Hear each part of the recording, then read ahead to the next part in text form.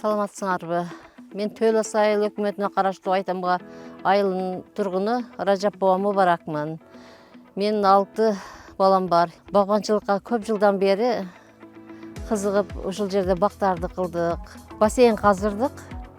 Ошо капельныйга капельный системаларын куруп жатабыз. Бассейнди да жакында куруп орноттук. Бул жакта суу тартыш болот, себебичи 10 күндө 15 күндө бир келет. Көбүнчө жазда Саратанда суулар тартыш болуп калат. Ошон үчүн ошол максатта бассейнди курдук. Мен бул бакка кызыгуусунан жашымдан бери кызыгам. Балдарга келечек түзгүбүз келди. Ошо бакты өндүрүп, жакшылык күндөргө иштетишти максат кылдык. Ошого капельнийларды үргөнүп дагы, олорду дагы жолго салайлы деген максат менен капельный көчөттөрдү эктик. Биз Өзбекстанга баргандан баштап ошо капельный системаларды койгон, орноткон жерлерди, сууларды кантип иштетүү боюнча, кандай болуп куруу боюнча баардыгын көрүп келдик. Кудай кааласа биз да ошондой максатта келип ушу иштерди баштадык. Ушу бассейнди биз суу тартышы үчүн курдук. Суу 10-15 күндө бир келет. Ошо ушу бассейнге толтуруп алып, суу келбеген маалда ошо тамчылатуу боюнча сугарып турууну максаты да курдук. Бассейнибиздин чоңдугу 15-6. Элдерге ушул жерде суу тартыш болгон жердеги өзүбүздүн колу коңшуларга, ушул жердеги элдерге айткым келет. Ушул бассейндерди куруп, ушундай сууларды сугарышып, бассейндерди курушту ошол максатыда баардыгын айтып келем, ушундай системаны куруштарыны. Жакын ортодо бүтүрүп ушул сууларды толтуруп алып, ушул бактарга коюш максатыда Ашкам экөөбүз сүйлөшүп, маслихатташып ушул жерге орноттук. Мен ушул көчөттөрдү гигант ред деген сортудан алып эктик. Гиластын өзгөчөлүгү сактоо мөөнөтү көбүрөөк турат бери гиластерге караганда. Ошон үчүн ушул көчөттү тандап эктик биз ушул жерге. Бактарды көбөйтүү максатыбыз бар. Чалым экөөбүз ушуларды келечекте ошо балдарга ушул калган бактарыбызды үргөтүп, ушул бактарды жакшылыктарга иштетишибизди максат кылып отурабыз. Балдарга келечекте пландарды түзүп бергибиз келет. Азыркы ошо бактарыбыздын алдына ошо капельнийларды үргөтүп, көргөн билгендеримди баардыгына буларга айтып, ошолорду иштетүүгө аракет кылып жатабыз. Климаттын өзгөрүшү жана суу ресурстары. Акыркы 10 жылдыктарда Кыргызстанда климат олуттуу өзгөрдү. Температуранын өсүшү Дүйнөлүк банктын маалыматы боюнча +1,1 Цельсий 1960-2010 жылдар аралыгында орточо температуранын өсүшү катталган. Кылымдын аягына карата температуранын өсүшү +6 градус Цельсийге чейин жетиши мүмкүн. Мөңгүлөрдүн кыскарышы. Мөңгүлөр дарыялар үчүн табигый суу сактагыч болуп саналат.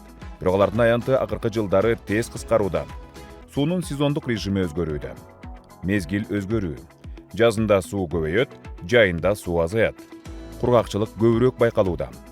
Кургакчыл жылдары дарыялардын агымы 25-45%га чейин төмөндөшү мүмкүн. Кыргызстанда суунун эң иригеректөөчүсү айыл чарба. Жалпы суу ресурстарынын 90-94% сугарууга пайдаланылат. Мындан тышкары өлкөдөгү айыл чарба жерлеринин болжол менен 75% ирригацияга көз каранды. Сугарылуучу жерлер 1,23 миллион гектар. Бул сууну туруктуу жана натыйжалуу башкаруу айыл чарбанын өнүгүшү үчүн негизги фактор болуп эсептелинет. Сууну ким пайдаланат? Үлүшү айыл чарба 90-94%, өнөр жай 6%, калк 3%, башкалар 1%. Суунун экономикалык натыйжалуулугу. Азыркы учурда суунун экономикалык натыйжалуулугу салыштырмалуу төмөн бойдон калууда. Кайсы чечимдер бүгүн жеткиликтүү? Климаттын өзгөрүшү шартында сууну натыйжалуу пайдалануу негизги мааниге ээ болууда. Кыргызстанда сууну үнөмдөөчү заманбап технологияларды сыноо үчүн 7 облус боюнча 25 демонстрациялык участок түзүлгөн. Бул участоктарда ар кандай технологиялардын натыйжалуулугу жана экономикалык көрсөткүчтөрү бааланган. Негизги технологиялар жана алардын натыйжасы. Тамчылатып сугаруу. Суу өсүмдүктөрдүн тамырына түз жеткирилет. Натыйжасы. Сууну 65%га чейин үнөмдөө. Түшүмдүүлүктүн 20-70%га чейин өсүшү. Жер семирткичтердин сарпталышынын 20-30%га азайышы. Жамгырлатма сугаруу системалары. Даан өсүмдүктөрү жана тоют өсүмдүктөрү үчүн ылайыктуу. Натыйжасы сууну 20-40% үнөмдөө, нымдуулуктун бир калыпта бөлүштүрүлүшү, кургакчылык мезгилдеринде түшүмдүн туруктуулугун жогорулатуу, суу топтоочу бассейндер. Жаз мезгилинде сууну топтоп, жайында пайдаланууга мүмкүндүк берет. Натыйжасы суунун жеткиликтүүлүгүнүн туруктуулугу, суу тартыштыгынын коркунучун азайтуу, сугаруунун ишенимдүүлүгүн жогорулатуу. Күн энергиясы менен иштеген насостор. Сууну берүү үчүн күн энергиясын колдонушат. Натыйжасы электр энергиясына болгон чыгымдарды 70-100%га чейин азайтуу. Алыскы аймактарда сугаруу мүмкүнчүлүгү, эксплуатациялык чыгымдардын кыскарышы. Сугарууну автоматташтыруу, нымдуулук сенсорлорун жана башкаруу системаларын колдонуу. Натыйжасы сууну 20-30% үнөмдөө, сугарууну так башкаруу, эмгек чыгымдарын азайтуу. Айыл аймактары үчүн жаңы мүмкүнчүлүктөр. Сугаруунун заманбап технологиялары айыл аймактарынын өнүгүүсү үчүн жаңы мүмкүнчүлүктөрдү ачат. Жаңы мүмкүнчүлүктөр. Аялдар жана жаштар төмөнкү иштер менен алектене алышат. Сугаруу системаларын башкаруу, топурактын нымдуулук сенсорлорун көзөмөлдөө, жабдууларды тейлөө жана сервис кызматтарын көрсөтүү, сугаруу системаларын орнотуу боюнча бизнес ачуу. Кыргызстанда сууну үнөмдөөчү технологияларды киргизүүнү колдоо үчүн жеңилдетилген каржылоо программалары иштеп жатат. Жеңилдетилген кредиттер, банктар, Айыл банк, Элдик банк. Программанын жалпы фонду 1 миллиард сом. Фергана өрөөндө ирригациялык тармакта өнөктөштүк аттуу регионалдык долбоор Кыргыз Республикасынын жана Тажик Республикасынын аймагында иш жүзүнө ашырылды. Соода жарманкеси бул жеке менчиктердин ирригация тармагында иштеген кызматтардын, өндүрүүчүлөрдүн, ошону менен бирге эле кеңеш берүүчүлөрдүн, дыйкандардын, фермерлердин жана каржы мекемелеринин ортосундагы ачык аянтча түзүүгө өбөлгө жаратты. Кыргызстандын аймагында ирригациялык технологияларды орноткон аянтчалардын кеңейтүүсүнө шарт түзүп бере алдык. Ошону менен бирге эле жаңы чакан суу кампаларын түзүүгө, интенсивдүү бактардын аянттарын кеңейүүсүнө, ошону менен бирге эле энергоэффективдүү болгон күн панелдерин орнотууга көмөк көрсөтүлдү. Муну менен гана чектелбестен долбоор өзүнүн иш чарасына катышкан фермерлерди, кызыктар болгон мекемелерди Өзбекстан Республикасында кенен жайылган ирригациялык технологияларды чоң аянтчада уюштуруу боюнча дагы тажрыйбаны көрүүгө мүмкүнчүлүк түзүп берди. Мен ойлойм, долбоордун кыска мөөнөтүнө карабастан биз толук кандуу фермерлердин арасында, бизнестердин арасындагы коммерциялык катнашты түзүүгө шарт жаратып бердик.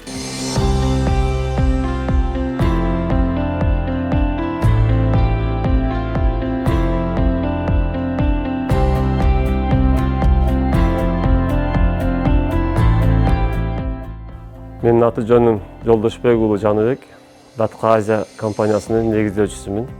Бул системанын артыкчылыгы сууну үнөмдөөдөн сырткары топурактын ымдуулугун сактап, эрозиясын азайтат, топурактагы баалуу минералдарды жууп кетпейт. Муну айтайын дегеним, барган сайын климат өзгөрүп, суунун тартыштыгы дагы азыр байкалууда. Жакынкы 5-10 жылдын ичинде элдер, дыйкандар массалык түрдө бул тамчылатуу системасына өтүшөт. Датка компаниясы 2014-жылы Түркияда Анкара шаарында түптөлгөн. Анан биз Кыргызстанда 2018-ден бери ачылганбыз. Түркиядан жана Россиядан заводдордон түз алып келебиз, өзүбүз импорттоочубуз. Биздин импорттогон продукцияларыбыздын өзгөчөлүгү анын сапатында. Эки түрдүү сырьё бар. Алгачкы, анан кийин кайра иштетилген сырьё деп. Биздин фитингдер алгачкы сырьёдон жасалат.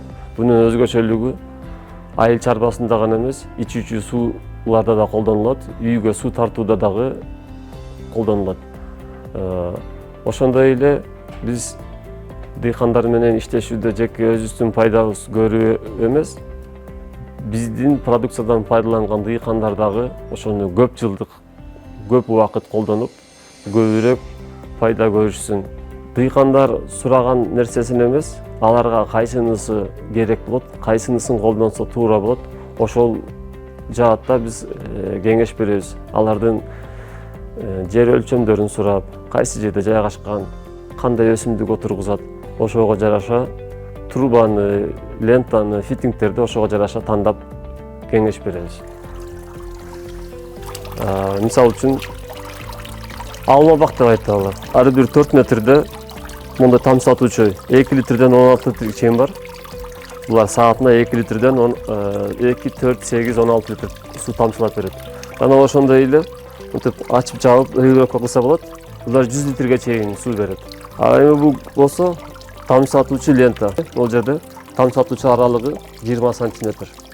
Ушул жерде 1 литр 600 грамм суу тамчылайт саатына. Бул ленталардын давлениясы 1-3 чейин иштейт. Ал эми бул көрүп турган трубалар болсо 4 атмосфералык басымга чейин туруштук берет. Учурдан пайдаланып Helvetas уюмуна ыраазычылык билдирем. Канча деген жүздөгөн дыйкандар Баткен, Ош, Өзгөн шаарларында жүздөгөн дыйкандар тамчылатуу системасы тууралуу кененирээк маалымат алышты. Ал жерде биз сыяктуу бир канча компаниялар өздөрүнүн тажрыйбалары менен бөлүшүштү. Дыйкандарга өздөрүнүн талааларына керектүү шаймандардын көпчүлүгүн, дерлик бардыгын белекке беришти. Бул аябай жакшы мүмкүнчүлүк болду. Ошондой эле кээ бир адистерди жана дыйкандарды Өзбекстан мамлекетине тажрыйба алмашууга, алардын демонстрациялык талааларын алып барып келишти. Ошол менен чектелбестен биз сыяктуу компаниялардын билимин арттырууга, маркетинг боюнча бизге сабак беришти. Ал үчүн ыраазычылык билдирем.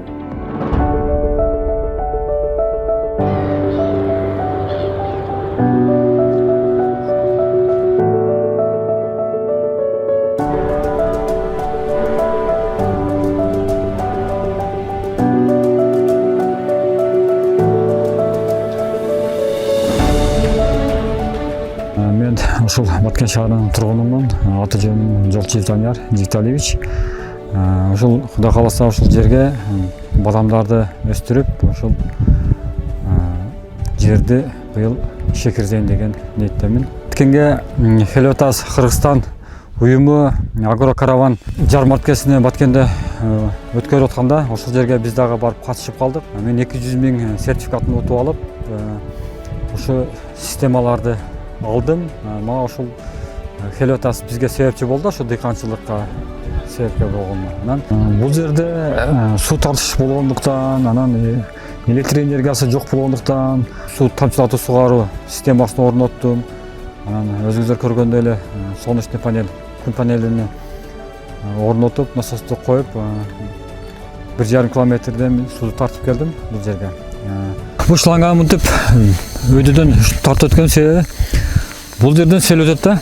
Сел өтүп, мына өзүңүздөр көрүп тургандай мына жерде шлангалар турат, ошол шлангаларды сел алып кетип, ушинтип агызып кетип, ушундай иш көрсөтөт да. Ошон үчүн ошондой болбосун деп мен атайын ушундай асма кылып сууду асып өткөрдүм. Канча бийик болсо дагы насос тебе берет, кыжылатпай, кыжылат болбостон өйдөгө тартып сууду өткөрө берин дегенден ушундай эле тарттым, мына суу чыгып атат. Канча бийик болбосун аларга зыян тийбейт экен. Напор күчтүү экенде жакшы экен.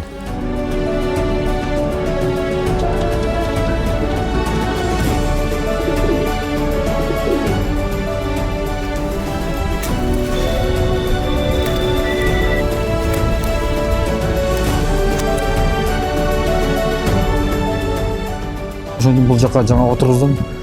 Дагы жаңа отургузамын Кудай кааласа. Анан калган кийингилерге анарды отургузайын деп атамын. Анар түрлөрүнү.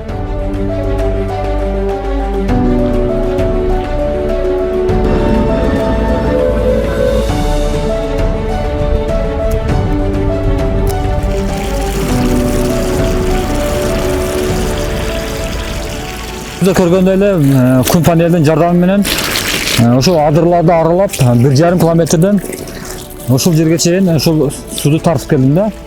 Бул адырлардын эң чокуу жери бул жер.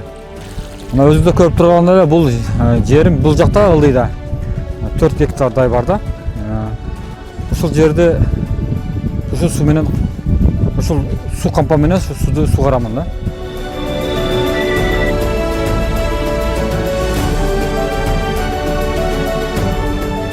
Кургак жерлер көп болгондуктан ушул бизге Хелиотас Кыргызстан долбоорунан ушул бизге ушундай колдоо таап, ушундай күн системасынын ток алып, анан ушундай тамчылатуу сугаруу системаларын ушул жерге орноттук да. Саламатсыздарбы? Менин аты жөнүм Абдикаримов Сыражидин. Мен Осо Седмар компаниясынын негиздөөчүсү боломун. Биз Осону түптөгөнүбүзгө 2 жылдан ашык болду. Биздин негизги кызматтарыбыз сатуу жана услуга көрсөтүү менен алектенебиз.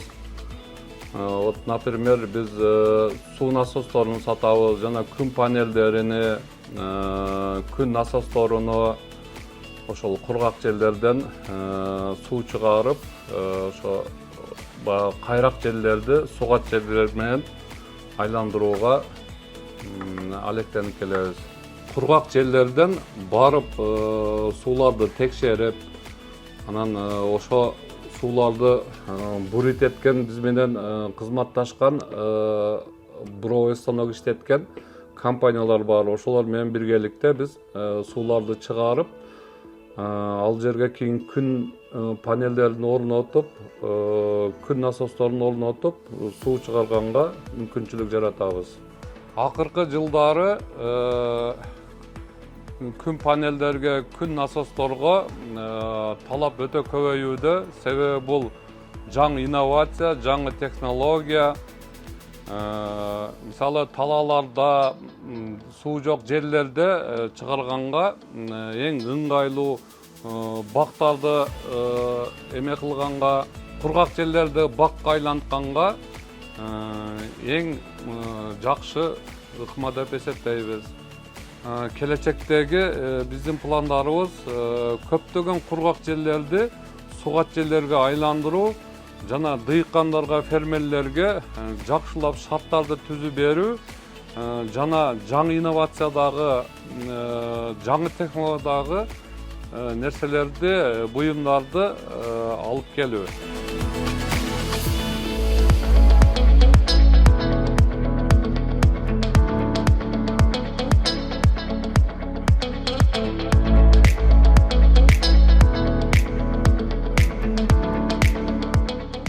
Мен Каримов Абдимитал, Ош областын Ноокат району Акбулак айылынан болом. Биз кайсыны көрүп деле билсеңиздер болот. 2011 жылдан бери көчөт чыгаруу элдерге сатууга камсыздап келебиз. Андан сырткары өзүбүздө да кошумча бактар бар, бак тигебиз, консультация беребиз дегенде элдерге. Эми азыр замандын талабы болуп калды десек болот. Суунун таңкыстыгы, климаттын өзгөрүшүнө карата тамчылатуу сугарууларды орнотуп баштадык. Бул үчүн Хелиотастын дагы салымы өтө чоң. Буларга дагы кенен ыраазычылык билдирип кетебиз. Бул жердеги жаңы тигилген, интенсивдүү методдо тигилген карликовый алма бактары тигилген баары. Бул гала сорту этепшар, азыр дагы өтө жакшы баада сатылып аткан. Андан сырткары жер бизде Ноокат районунда өтө жер таңкыс болгондуктан ортосунда подойлорду эктик. М9, ММ106, карлик, полукарлик подойлорун эгип, көчөт чыгарабыз деген максатта эгилип жатат булар. Бул бактар 2025 жылы тигилген бак. Быйылкы жылы алгачкы түшүмдөрүн берип, сортун аныктыгын билип алсак болот. 2027 жылдан түшүмдүүлүктү жакшы жогорураак деңгээлде күтүп жатабыз. Көчөттөрүбүз Токтогулга кетип атат, Чүйгө, Каракулжага, Кыргызстан боюнча сатылып баштады да бул жердечи. Жергиликтүү көчөттө азыр талап дагы жакшы болгон. Элдерге да түшүмдүүлүк болуп, кирешени тезирээк келтирип атат да бул негизинен. Бул жерге бассейн курулат. Чоңураак көлөмдө бир 100 тоннага чейинки, 100 тоннага чейинки бассейнди курсак, азыр бир аз жетишпей калдык, ошо байланыштырганбыз. Бул эми фильтри. Бул жерде насостор турат, дагы кошумча грубый фильтрлер турат. Бул эми даткадан алынган бардык шаймандарды Хелиотас алып берди бизге. Жакшы сапаттуу деп ишенип жатабыз буга да. системаларды көрсөңүздөр, бул негизи насостар бул жерге орнотулат. Сууну сразу эле көлмөдөн сууну тартып алабыз. Насос фильтрде туруп, тешиктери баягы түтүктөр толуп калбасын үчүн фильтр коюлат. Бул жерде бардык шлангылар жаткырылган, өз эрежеси менен каралган, бардык шарттары менен жеңилдик да, бул да болсо кирешени жогортуу максатында. Бул 75 диаметр, 75 диаметрде турбалар жер узун болгондуктан 3кө бөлдүк бул жерди. 80 метрден бөлдүк. Ал бардык тройниктерди коюп, эрежеси менен талапка жооп бере тургандай установка болуп жатат. Мен 2 уул, 2 кызым бар. Алар дагы жаш болгонуна, кичинекей болгонуна карабастан бизге келип, көзү каныгышып, жардам берип дегендей, чарчоону басып, дайым көмөктөшүп турса, да. Жубайым дагы дайым мени менен бирге жардамдашат. Мындан келди эч талаадын мындай чаң эле андай деген качуу жок да бизде. Баарыбыз биргеликте аракет жасайбыз үй бүлөбүз менен. Бул эми интенсивдүү методдогу жаңыдан ыкмадагы бизге бир аз жаңыда элдерге түшүнүгү толук эмес да. Ошол себептен да Хелватеске да ыраазычылык билдиребиз. Бизди тажрыйба алмашуу боюнча, тамчылатуу сугаруу боюнча, интенсивдүү бактар боюнча, ийне жалбырактар боюнча Өзбекстанга дагы апарып, өтө пайдалуу болду десек болот. Жемишибиз Өзбекстанда дагы биз дагы элдерге ошол көргөн тажрыйбабызды эми алмашайлы, бөлүшөйлү деп жатабыз.